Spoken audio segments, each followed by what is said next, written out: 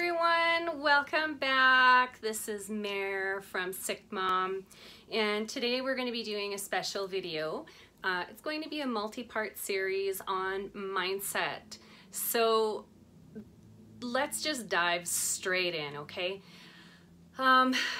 You'll hear a lot of people talk about mindset and how, you have to have a really good, strong mindset and that it can really help you when you're having challenges, but a lot of people don't really know where to start and how deep to go when we're talking about mindset.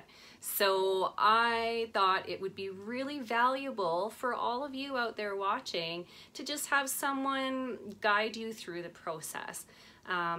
You've probably heard me talk about this before, but I started my career in sports, being an instructor and a coach, and that just kind of naturally progressed into me having roles where I am teaching people things and that I'm coaching, and that's just part of who I am because I love to help people. So part of helping people is helping them to identify what's going on inside their head that's helping to create the chaos or the things that they don't want in their lives. So the first thing we really need to talk about is how you're creating your world, okay? And how humans create their world is through language. This is not a new concept. There are a lot of programs that talk specifically just about how your language creates your world. And there are many really great books that also talk about this as well. But the important thing to note here is how you put that into practice, okay? I believe that it's important not to get hung up on certain words or to use them as a catchphrase or a key phrase without actually understanding how that's going to be impacting how you're living and how you view your world. So let's keep it simple. Let's think about the words that are coming out of your mouth every day and how that's shaping your state of being, your emotions, and your view of the world, and how it's coloring that view of the world. So I have a number of phrases that I really avoid using. Things like, oh my God, that's so hard. It's impossible. It's difficult. Yeah, I'll use difficult on occasion when it's appropriate. But for the most part, if you take those things and you look at the words difficult, hard, and impossible, those are very negative ways of looking at things. Those are ways of putting it out there into the world that you don't see a way forward. And it's important that you note that whatever comes out of your mouth, you're pretty much announcing to the universe that that is what you're trying to create in your world. And if you don't understand that that energy is going to translate into what's coming back to you, it's going to be really tricky to try and reverse what's happening in your life. So if you have a lot of chaos, or you have a lot of negativity, or if you have a lot of drama in your life, there is something within you that is attracting that. And it could be on a subconscious level. And quite often it is on a subconscious level. So before you can really start taking things in at that deep level, you need to start doing it consciously. And if you aren't being mindful of the words that are coming out of your mouth, then it's kind of like, just taking a bunch of crap and throwing it into the wall to see what sticks. And it's usually the bad stuff that's going to stick because the good stuff that you're putting out doesn't have enough positive reinforcement. So let's try thinking of creating our world in terms of what can be achieved, what is doable, where there's workability, and where it's possible to do stuff, okay? So if you train yourself to see that there are ways forward, you'll start finding that there's a whole lot less uncertainty. right now our world is full of uncertainty, and it's very unsettling for people to not have an end date to what's happening. And we will talk about a shift as far as where your viewpoint is, and we'll talk about that in a different section, in a different segment, but still part of this mindset series. So what I mean by that, as far as a shift goes, when you go from being surrounded by people who perhaps are speaking in the same way as you are, and starting to communicate more with people who are on the same frequency or that are on the same wavelength as you, that see that they can make things happen, they have the power within themselves, you start viewing the world in a whole new way, because those are the people that are getting results and that are achieving things.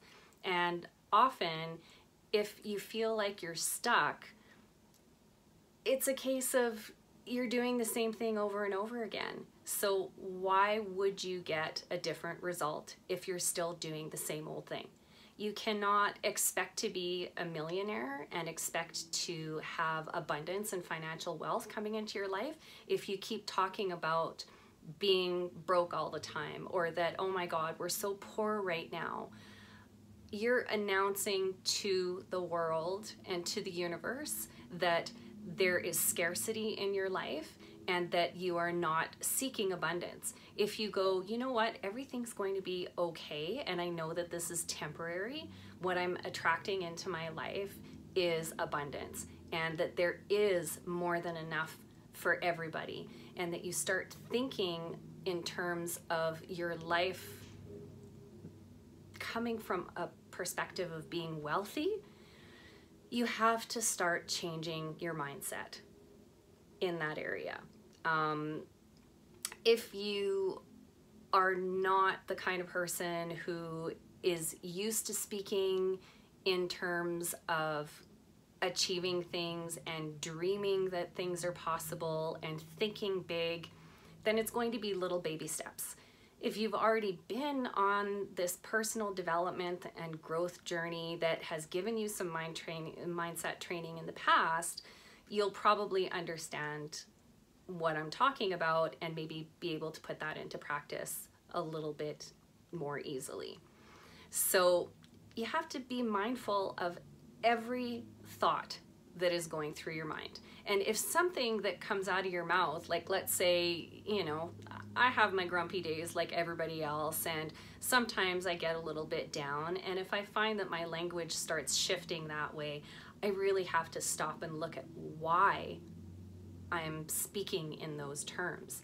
And for me, a negative day might be me acknowledging that I'm having a challenging day with my health, or that I had to spend the day in bed, because a lot of my challenges surround my health and the fact that I live with multiple chronic illnesses and that they do impact me on a daily basis.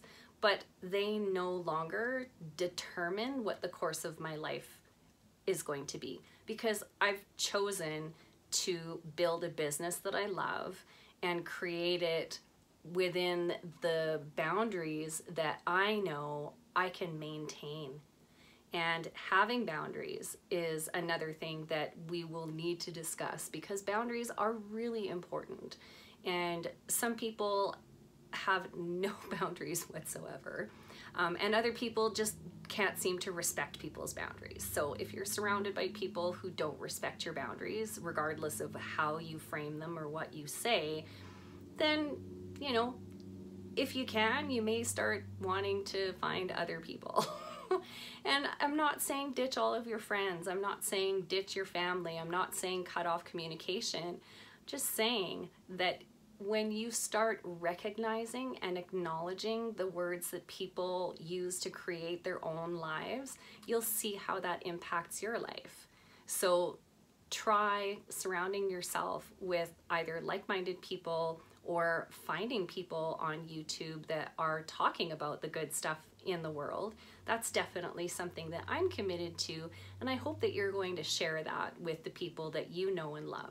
And don't forget, if you're still watching this video, give us a big thumbs up, because that actually helps us be seen by more people if you give us a like and subscribe, as well as hit the notification bell so that you are getting that update when the videos are landing on YouTube.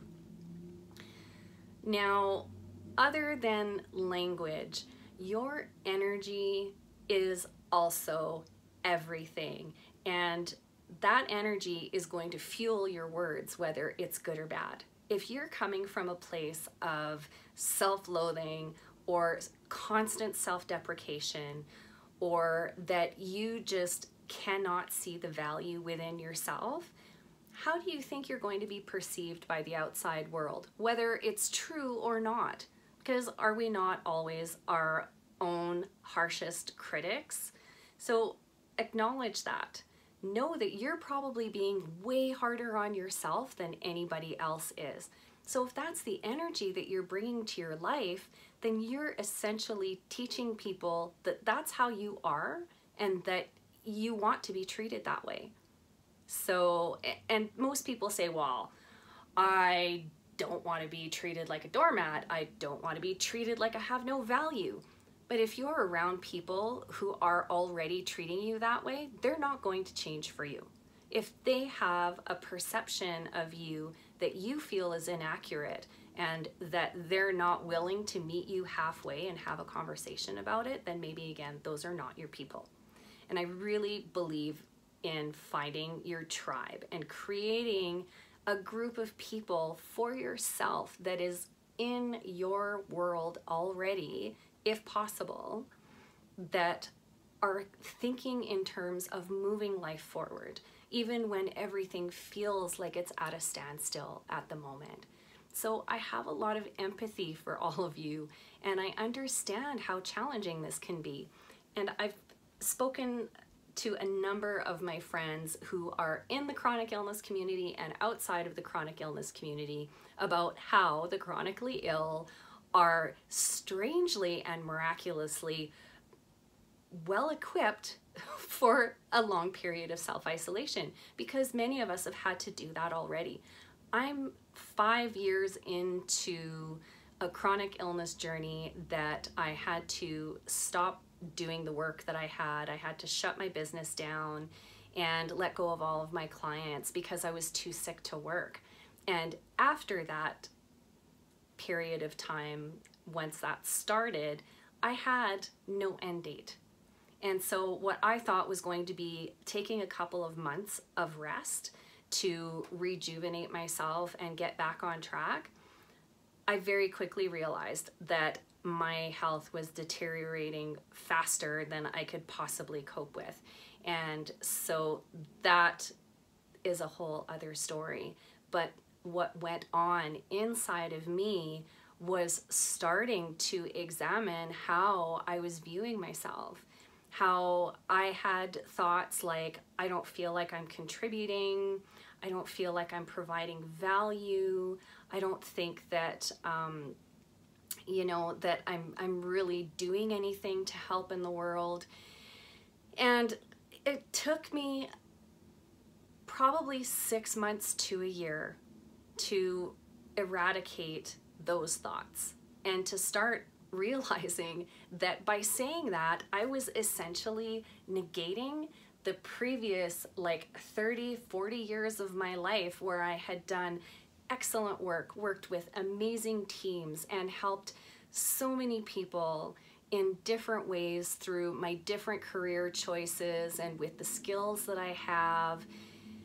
And I was essentially letting myself go down the rabbit hole of thinking that I wasn't worthy. I wasn't worthy of, some of my friends and of love and of having a great relationship. All of those things went through my head. And I had to work really, really hard being at home alone with often no one to talk to because, your friends and your family, they all have their own lives. They only have so much time to dedicate to others.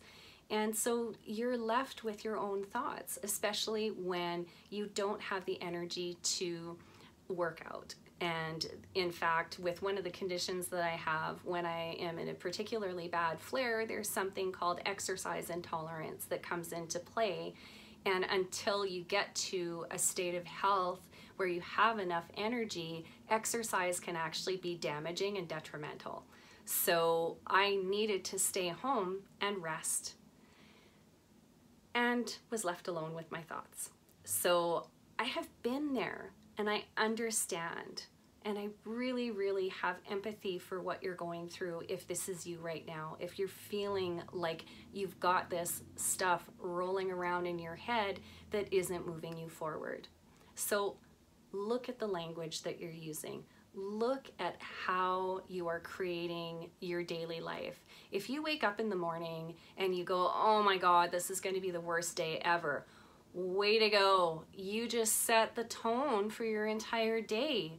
If you wake up in the morning and you say, I am going to do my best, and I am going to be kind and gentle with myself because I know that I only have a certain amount of energy, and I am going to give it in the best way that I can right now, okay?